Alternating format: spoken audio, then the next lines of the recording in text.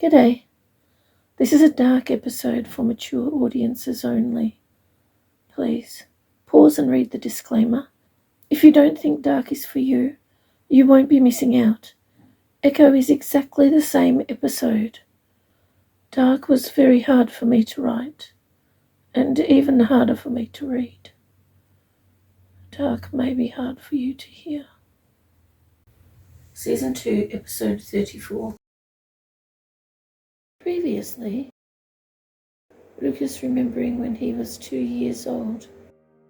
I remember waking up in that room again, running across to the nursery room and finding only one cot. The other cot gone, as though my other sister had never existed. I found my one newborn baby sister being fed by a woman who resembled Mum. She was not Mum. She was not the stranger from the hospital. My dad behaved like everything was normal, though. As though this new woman was Mum. Continues. Lucas at 4 years old. A lot of time has passed now, and it took me a long time before I could call her Mum. She is Mum to me now. She was. Now she's gone. My dad, gone too. My little sister and I are still clinging to each other. She is shivering even though it is a hot day. Maybe she's not cold, maybe she's just shaking. I feel a bit shaky too. I need to think. I have to work it out. How are we going to get out of here? What are we going to do? The manhole, that's what Dad calls it. It's in the roof of the bathroom. I've seen him hook the rope and pull it down. Could I do that? Even if I could, how could I close it? I saw him struggle to close it, and he is strong. What about the safe? I look at my little sister. She would fit in there. It would be dark and cramped. And if they caught me, who would let her out when these men have left? There has to be a way. I pull all the boxes off the top shelf of Mum's cupboard. Would we fit in those? I sit my sister in the biggest one. If she curled up and laid down, I think she would fit. She does it, as though she heard my thoughts. Did she?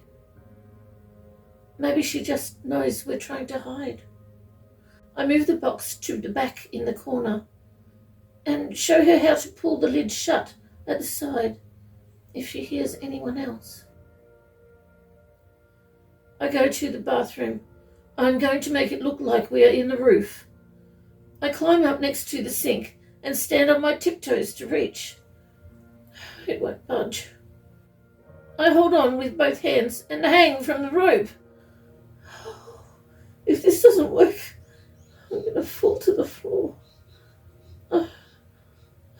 It is moving downwards, very slowly. The hatch is opening.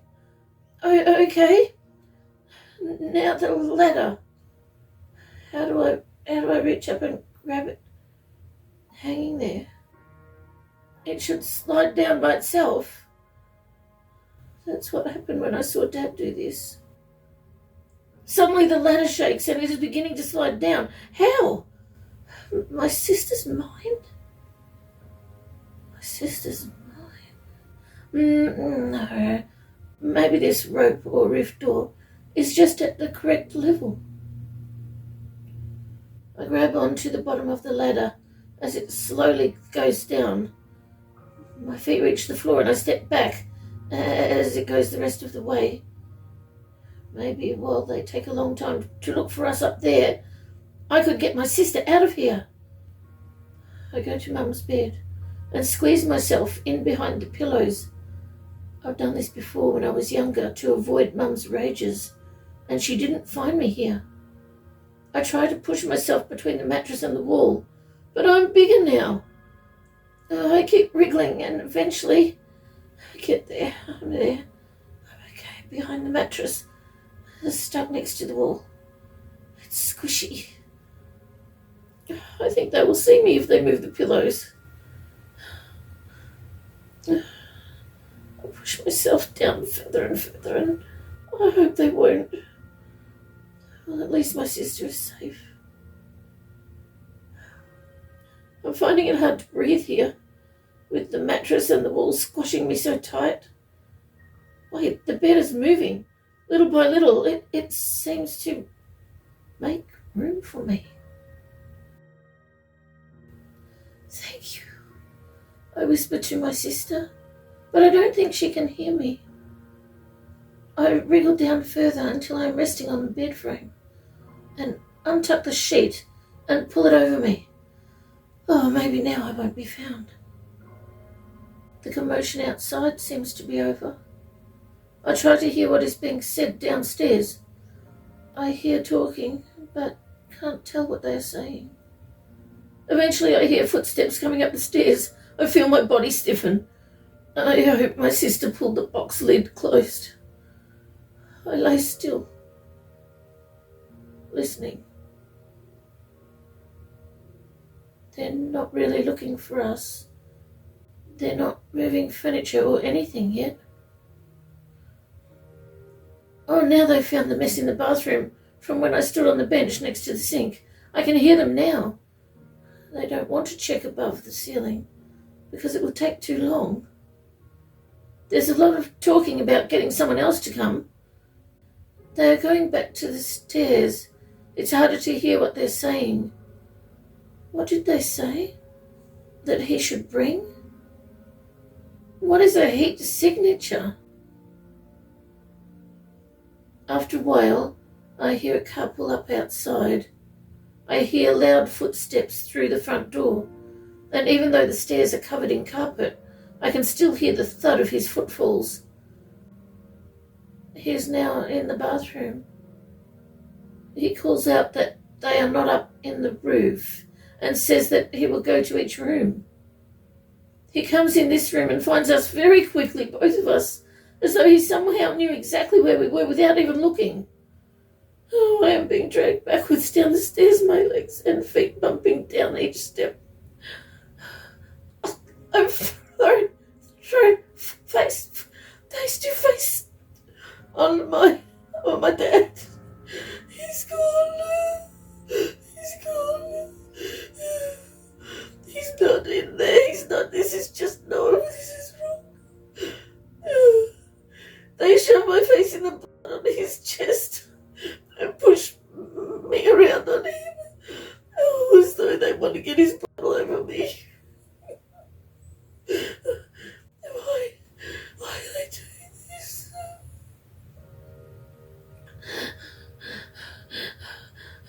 When they pull me off, they wipe my eyes and make me watch as they rip the clothes off my mum. They cut her a lot. They cut her a lot.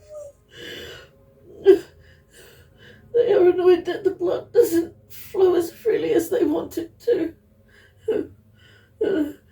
They tear my clothes off and make me sit on her and pull me up and down. This is awful. The man wearing white is holding me mostly by his fingers entangled in my hair. And when his fingers slip, he keeps doing it with his other hand gripping on the back of my neck. I hear him laughing louder and louder. I close my eyes. I don't want to see anymore. He shoves me forward and pushes me around on her, on my mouth. I have her all over the front of me. I want this to stop. I want it to stop. I want it to stop.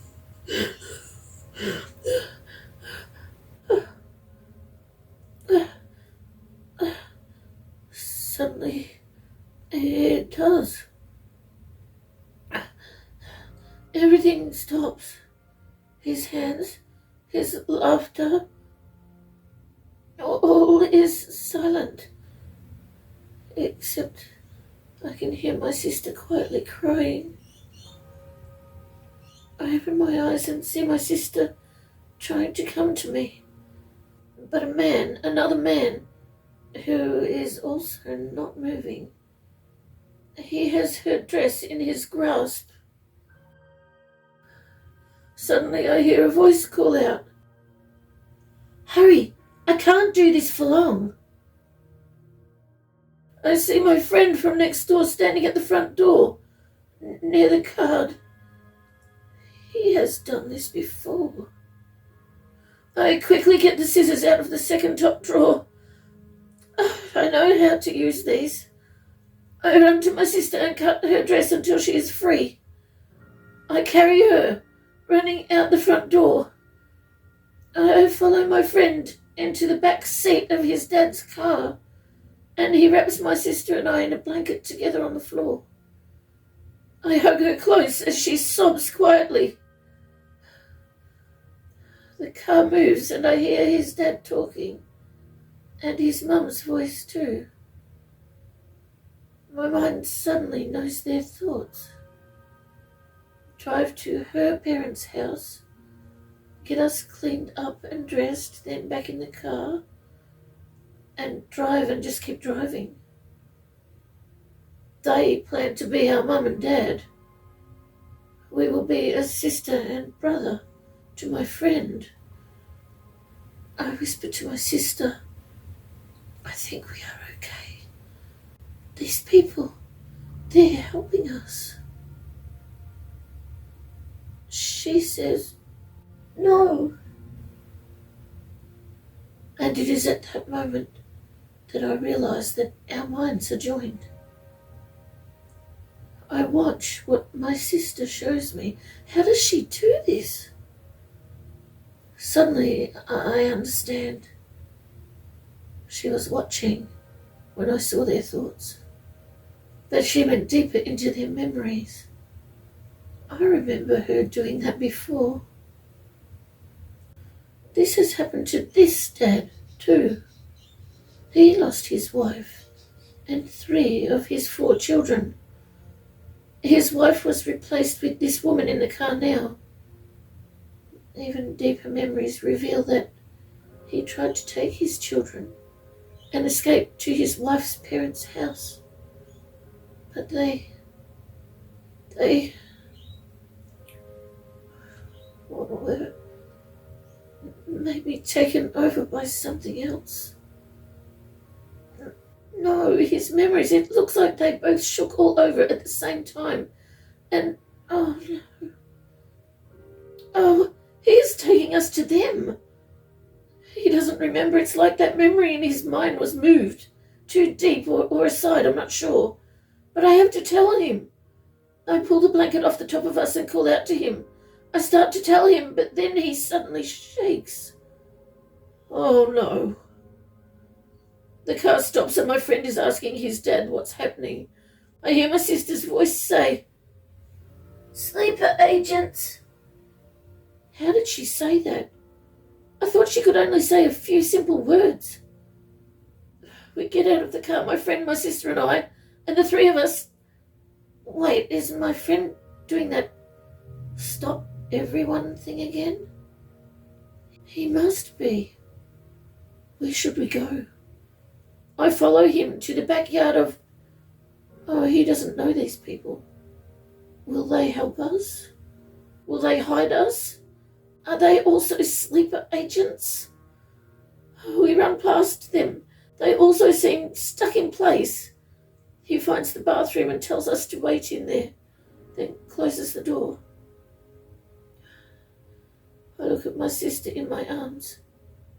She has brownish red mess stuck on her. It is at this moment that I realize I still have no clothes and have brownish red sticky mess all over the front of me too.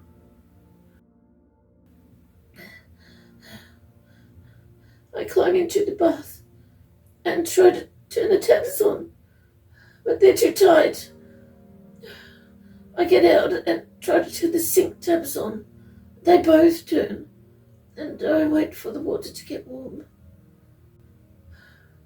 I put the corner of a towel under the water and squeeze it out a bit, and wipe my sister's face.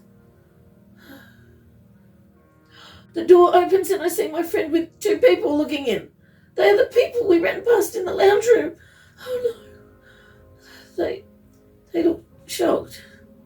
The woman immediately picks up my sister and tells us that she will help us.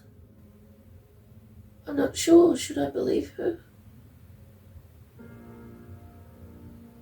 After a bath, so warm, and fresh, clean clothes that are way too big on us, we sit at their dining table.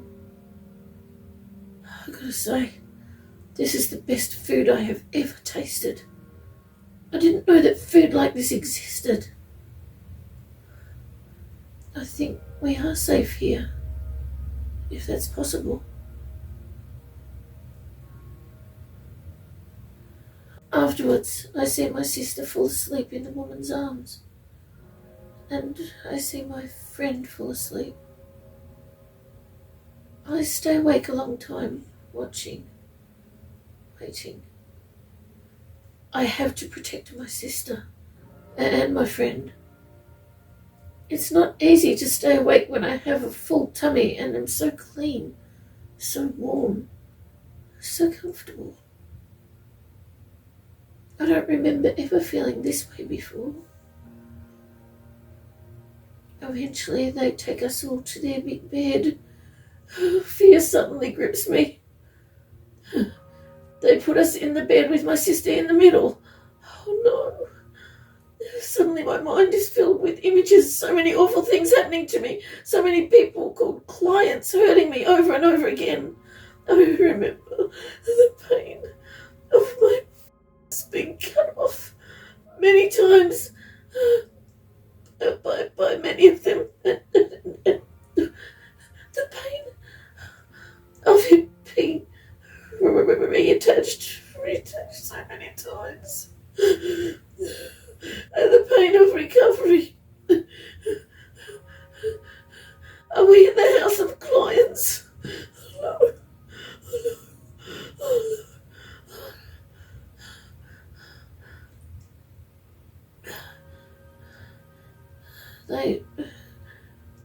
They leave. The men and the woman. They leave us here. They didn't hurt us. Well, this is different. Maybe not sleeper agents. Maybe not clients. I still stay awake just in case, listening to them talking in the next room. They are wondering if they could keep us all and move to a different house, to somewhere they are not known. One of them, the woman, said she would dye her hair red so people will think that I am theirs. My sister and friend have brown hair like the man. They want to start their lives again, that's how they said it, with 3 children who obviously need a home. How do they know we need a home? Do we need a home? They have been told that they can't have children of their own. I sit bolt upright. Can't have children of their own? No, we can't stay with them. Is one of them a duplicate of someone else? Will we find other people who look exactly like them? Will they be replaced? Are they sleeper agents, just not activated yet? Oh, look at my sister. She is sitting up with me and my friend too. When did they wake up? Our minds are joined, all 3 of us. I look at my sister. How did she do that? He doesn't have a mind ability. My friend, his ability is different. I remember hearing a man dressed in white speaking of how trauma heightens abilities. Is that what is happening here? We all concentrate on the man and woman. The woman first. Her mind doesn't seem like Mum's or our friend's mum. We three all know that we were placed in the original Mum's wombs. We remember. And we heard men talking about it. They called those mums incubators. They called us blobs. The woman's body, the woman in the room next to ours, her body, she has a baby inside her now, but she just doesn't know yet. The little baby girl is so tiny. Suddenly her mind is joined with ours too. Did my sister do that? This tiny little baby began her life in this woman's womb. She wasn't put there by doctors. The man is her dad too. She is biologically theirs. I didn't realize that still happened. These are surface people, true surface people. If we stayed with them, other people would think that we are also true surface people. Maybe we would be safe. Maybe. No, let's see my hair. Maybe they should dye my hair brown like theirs. So wherever we go, I won't be found and taken for testing again. And they, my new family, would be safe. We three hear the baby girl. I would like to have 2 brothers and a sister. Well, we would like that too. The tiny baby tells us a lot of things. I didn't realize that one so tiny would be aware of so much. We were all started by a loud knocking on the door, and our connection is gone. It is the police. I hope it is the surface police and not... Oh no, not surface police. It's them. I look at my friend who already has his eyes closed and is concentrating. My sister is concentrating too, and I do the same. They're in. The fake police are in the house. We three climb underneath the bed and watch feet wearing shiny black shoes come in the room. He kneels on the floor and we see the sheet being pulled up. Oh no! Suddenly he stops. What is he waiting for? My friend says, "Hurry, get on the bed." We do.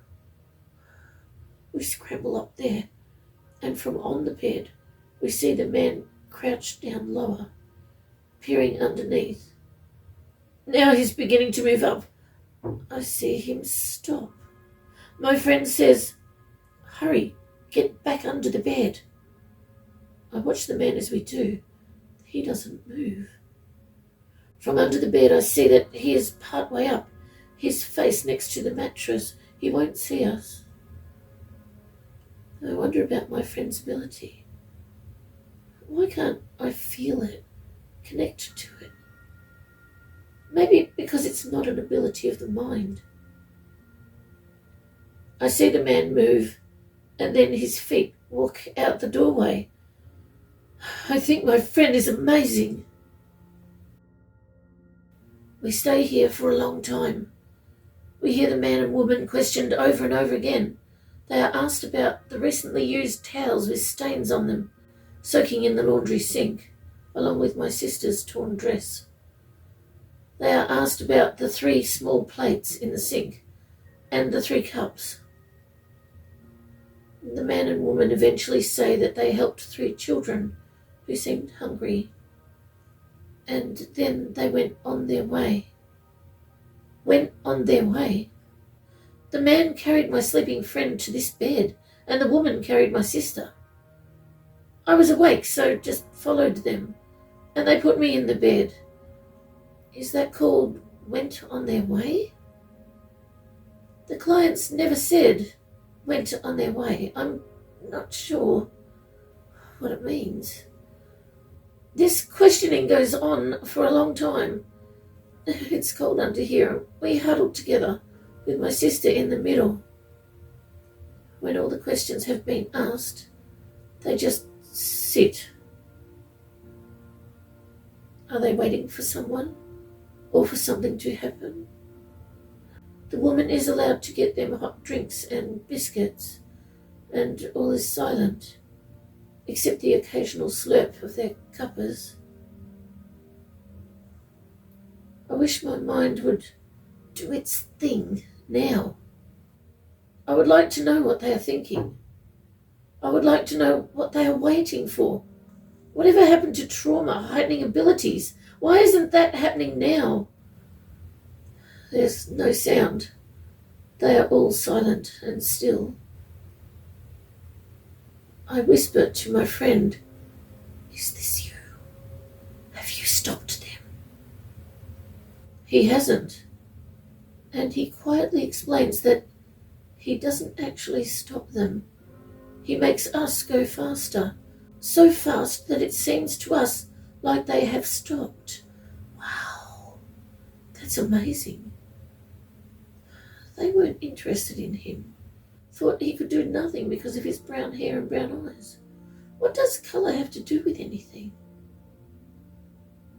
After what seems like such a long time, we hear a car pull up outside, then footsteps in the driveway. Is there a woman with them? No, 2 women. I hear 2 sets of those high shoes that are loud on the driveway, and now in the house. The sound stops in the house as they get to the carpet. Suddenly, a woman's voice says, "They're in that room, under the bed." The other woman says, "The 2 that you said are meatheads? They're not. They have abilities. All 3 have abilities." We are all very quickly pulled out from under the bed and brought before the 2 women dressed in navy blue.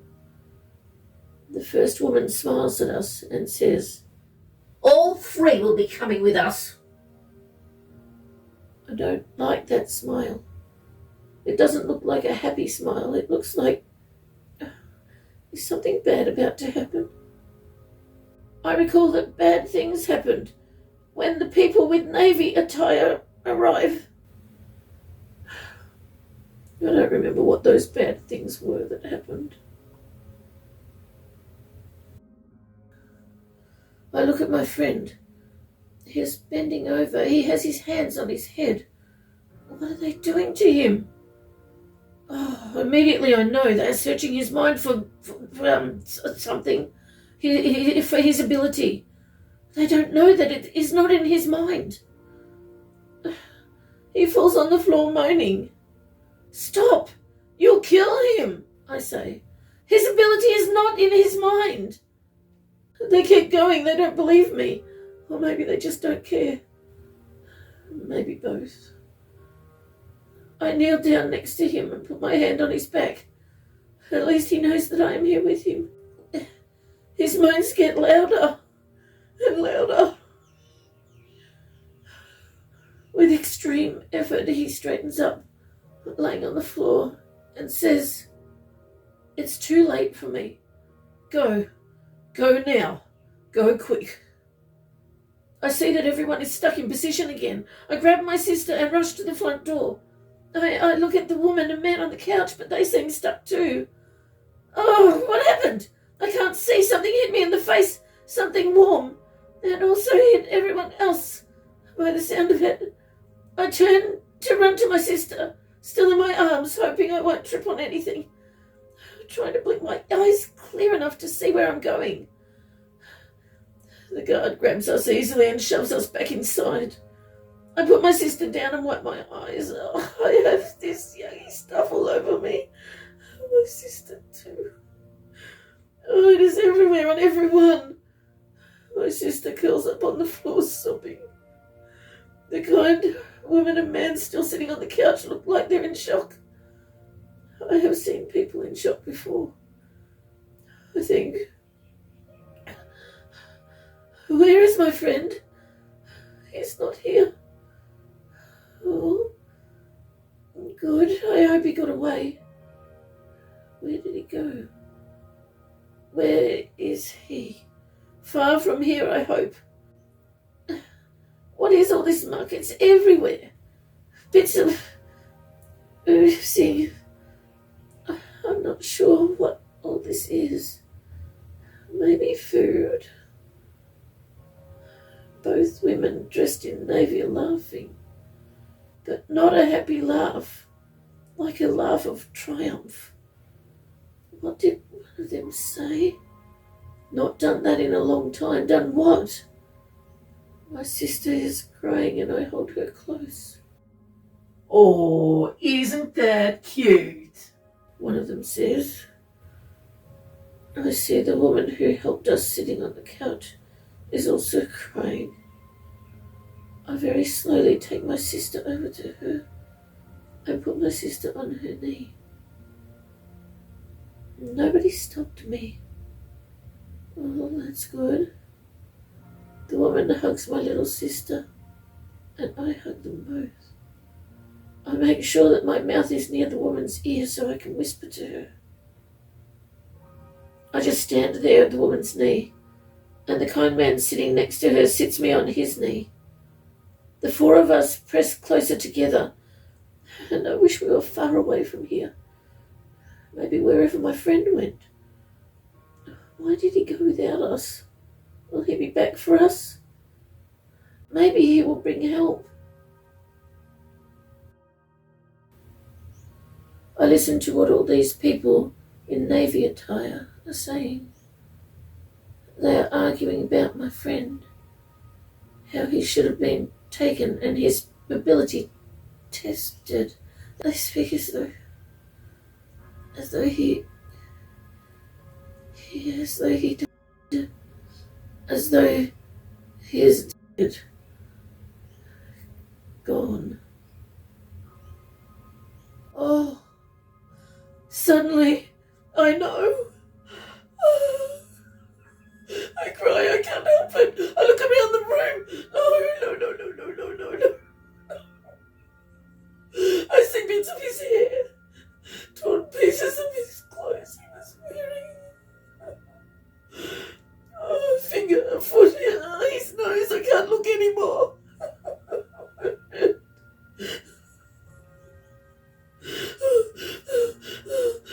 look down at my hands and sob. This is him. On my hands, on my clothes, on the walls, on the floor, on my feet, on my face, in my eyes. Between my toes. I sob louder. I don't care who hears me. The kind man turns me around to face him and hugs me tight. And I hug him back. My friend.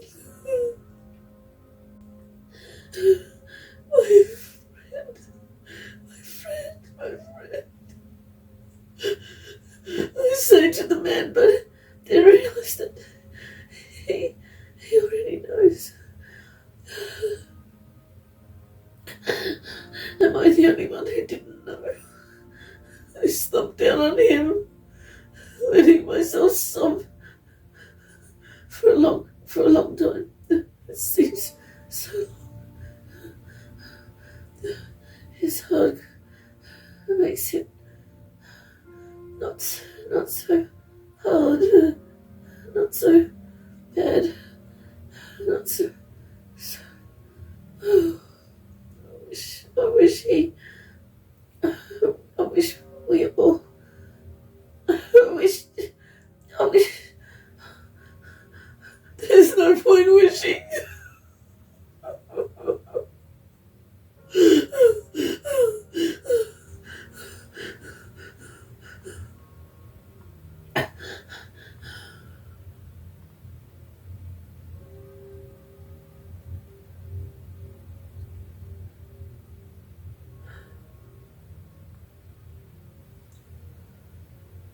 Time has passed.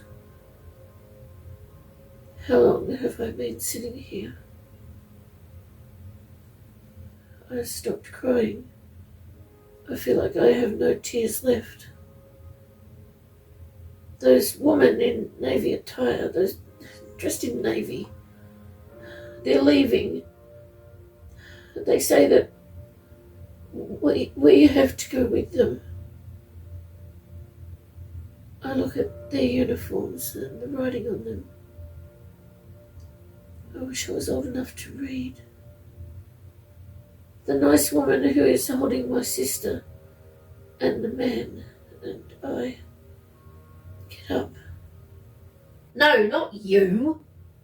The woman says, Just the children. I don't want to go with them. No. I cling to the man, but no, there's nothing any of us can do. The guard from the front door grabs my sister by the ankle, wrenches her away from the kind woman. Her head hit the floor and he holds her upside down. Be careful of her head. One of the women dressed in navy says. What for? He asks. She's just a brown-haired meathead. Well, maybe she's a brown-haired miracle. The other woman says, looking at the guard's brown hair. You wouldn't want to be responsible for ruining the brain of a miracle, would you? You wouldn't want to be held responsible for ruining the guild's chance at getting a time halter, would you? He asks. I assume he's referring to my friend. Why would we be held responsible? It was just another one of those spontaneous combustions. The other woman lies. Spontaneous combustion. No one would believe that, would they? I look back at the man and woman on the couch and wish if we hadn't come to their house. But we did. It's too late now. They'll probably be taken and have it all erased from their minds. I hope they don't make them sleeper agents. I hope the kind woman will remember what I whispered to her. My sister and I are put in separate cars. She is in the car ahead of me. I keep watching to make sure she is near. Eventually the car she is in turns left, and this car, it turns right. No. Will I ever see my sister again? I try to look back, but the woman shoves me down on the seat. Makes me look front ways at the front. I don't want to. Will our minds link one last time? The women, one in each car, they are blocking us. Were they doing that? Then I hear, I'm going now. I don't want to die. It's the tiny baby in my mind. They're not blocking her. They don't know she exists. I see in my mind. Oh no. The kind woman. There's nothing I can do. I vaguely hear. It's not your fault. I don't want to watch, but I can't push the pictures out of my mind. I feel numb. Goodbye. No.